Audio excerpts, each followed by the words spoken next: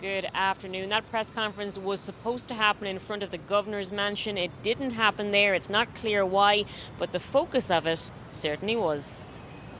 And Governor Pritzker has created a sanctuary here for those criminals and invited them here with free health care, free housing, free assistance, and facilitated them being protected from being brought to justice.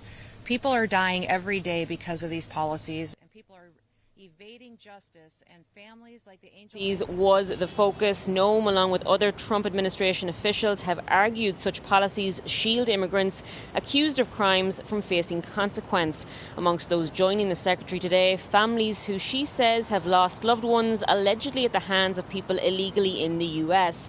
Noem attacking Governor Pritzker multiple times at the podium, but Pritzker had some snark of his own ahead of her visit, making reference to controversy over her decision to kill a dog detailed in her memoir.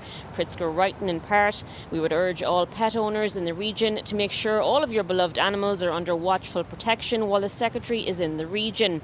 Now, the governor will be heading to Washington in June to testify about Illinois' sanctuary policies. The US House Oversight Committee requested him, the governor of Minnesota, Tim Walz, and New York's governor, Kathy Hochul. Meanwhile, back here, Secretary of State Alexei Giannoulis also holding his own press conference this morning in Springfield, pretty fired up about Noem's visit and the Trump administration's handling of mass deportations. And I think about this monster Donald Trump, and I think about these dangerously incompetent and cruel people like Kristi Noem, who, instead of focusing on leadership and helping others and welcoming people, they are scaring the shit out of people and sending them to other countries without due process.